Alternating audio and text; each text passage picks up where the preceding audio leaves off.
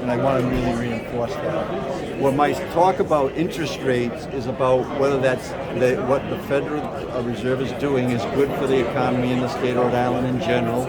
It is not good for the economy, and I think that we need to question why they're doing such a rapid increase on interest rates when we know that one of their goals is to roll us into a recession so that you have more unemployment, and we don't need that. That's not a good thing for Rhode Island, more unemployment, a recession.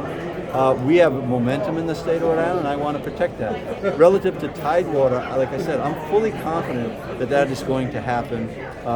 Talking to Brett Johnson and others, I don't have a problem with that. You mentioned about Superman, yeah, that has been lagging for years. We provided the resources to the Superman building over a year ago when interest rates were low.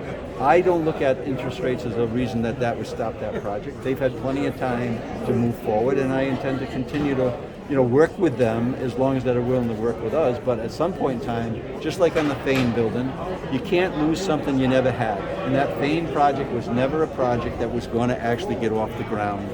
We held on to the money too long in terms of securing that position. And I'm happy with Mark, what they did at the on 195 board, that they move on, opening up a really good piece of property. And this funding that the General Assembly has put on that location, that I will advocate to stick on that location. My point on the Federal Reserve is plain and clear.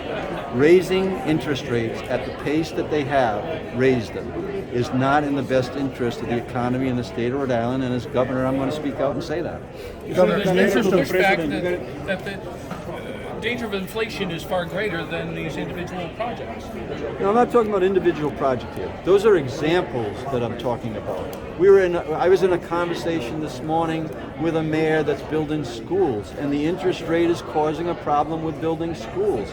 So when I keep on talking about JOBS, that's our best protection against an economic downturn. We're positioned, we did the work to make that happen, and now the Federal Reserve is raising interest rates at an extraordinary pace, over and above anything they've ever done, I believe, at a time frame when we have the real estate prices, the real estate market has leveled off. Like I said, the gas prices in Warwick yesterday were under $3 a gallon, so maybe we should put a little pressure on the stations that are over $3 a gallon in the state of Rhode Island. But my point is that the interest rates are not good for the overall economy in the state of Rhode Island. We have one of the lowest unemployment rates we've had. We have more jobs. I was in Newport yesterday, Middletown yesterday, in the defense industry, and they're still hiring people. That's a good scenario for us. Did you guys support the federal delegation? I think that I've talked to Senator Reid and others about the issue. I think that they are.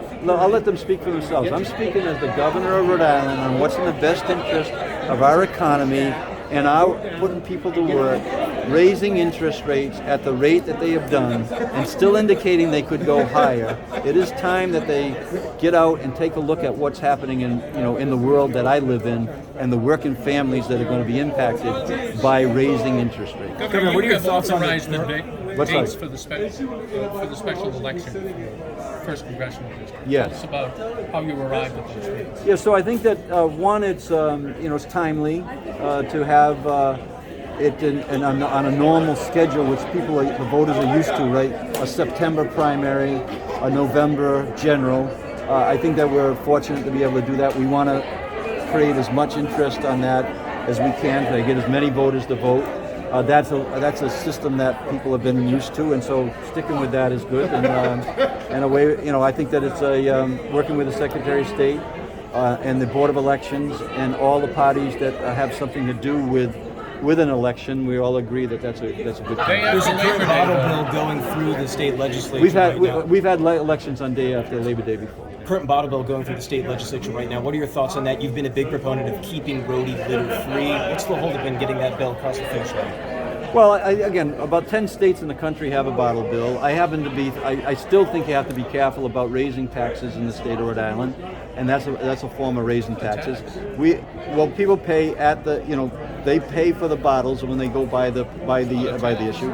So So I just think, again, we got to take a look at the business climate, and that's why we put in our budget a proposal to go do a statewide litter strategy. We're in the middle of that right now. I'm pretty confident on that's going to work. Sorry, last Opposed to the bottle bill? No, I didn't say I was opposed to the bottle bill. I'm just saying you need to take a look at the economic impact that it would have on the local businesses, and also we're focused on creating a strategy in the state of Rhode Island to deliver the message that littering is not good, and we need to make sure that we deliver that to the message to the people who are actually doing the littering. Governor, Matt, McKee last developing question. that? We gotta move. My wife Susan, I think, will be in Lincoln tomorrow. Continuing the effort on the website, and they're talking about a litter-free Rhode Island. All right, Matt, last Thank you. question. Governor, in the interest of, Is this a tricky one? This is going to be a tricky one. Governor, in the interest of full disclosure on a public project, will you ask Fortuitous Partners to disclose who the private investors are that are or aren't making up the, if you will, the capital base that they were required to bring in? Look, they're a business that can do the business the way they can as long as they're doing it legally. I'm sure that they have talked about some of their investors that have been in the soccer industry. So I'm very confident. Again, I want to say this again. I'm very confident that facility will be built. You have a leader in Brett Johnson that's committed to it, not unlike what we're doing right here in Warwick right now, right? You had a leadership team with Breeze Airway that was really committed to getting it done. Brett Johnson's in the same category, and we're going to do everything we can to make that happen. One quick follow-up. What's going on in Arizona with his former team, it would do a great deal to, if you will, mollify Rhode Islanders if they understood who the actual investors were in the Rhode Island project. Well, that's up to Brett Johnson. I'm not going to force his hand. I think he should do it in a way that makes sense. He's already started to do that. But the main thing to me is that he is following through on what he said he would do, which would bring over $40 million of equity into that project. I believe he's on the path to do that. The state has made commitments that I want to continue to honor, and the local community of Pawtucket has made commitments, and I expect them to keep those commitments. All right, thank you guys. Are we going to be shocked by Thank you. who some of these investors are? No. Thank you.